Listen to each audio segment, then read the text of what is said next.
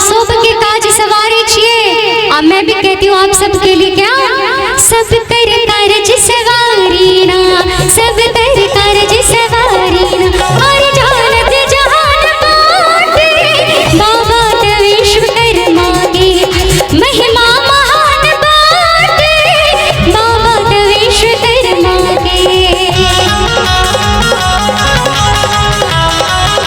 बोले बाबा विश्वकर्मा की जय हो।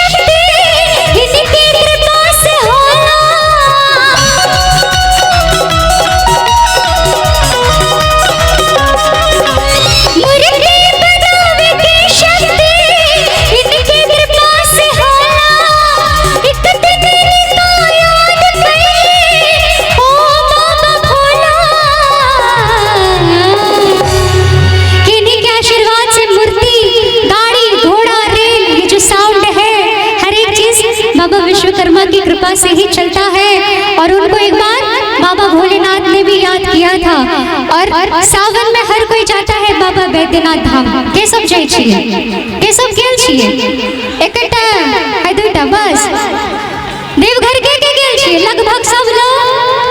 तो माना जाय छै जे एके रात में बाबा विश्वकर्मा जोकरा बनेने छै, ओना हम सुनने छिए बड़ बुजुर्ग से। तो कहल जाय हर एक चीज बाबा विश्वकर्मा के बनावल अछि कि अरे मूर्ति बनावे के शक्ति अरे इनके कृपा से होला।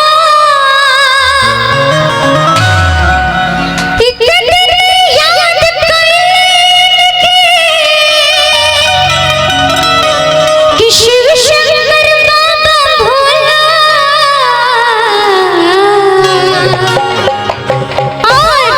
और इनका निशानी अभी भी लंका है। प्रूफ के तौर पर कैसे हो इनका के ठीक अभियोजक, इनका के ठीक अभियोजक, अरे लंका निशान बाटे बाबा के विश्वकर्मा की, महिमा महान बाटे बाबा के विश्वकर्मा के।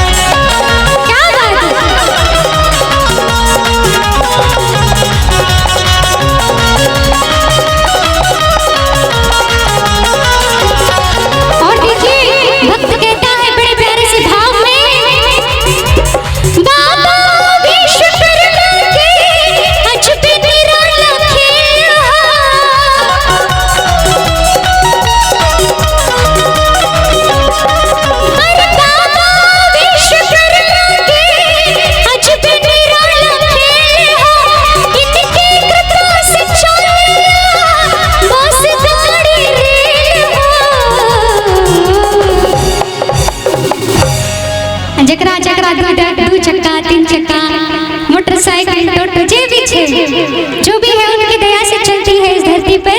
बड़ा प्यारा सा भाव है कि अरे बाबा विश्वकर्मा के अजब निराला खेल हो कि उनकी कृपा से चला बस गाड़ी और रेल हो। और इंद्र जी का जो विमान है स्वर्ग लोक में उसको पुष्पक विमान कहा जाता है कि उनकी कृपा से ऊपर में, उनकी कृपा से अंबर में हर पूरक विमान बाटे। बाबा विश्वकर्मा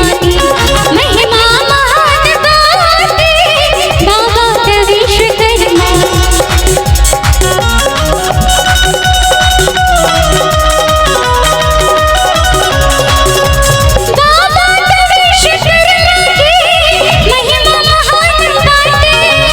बाबा विश्वकर्मा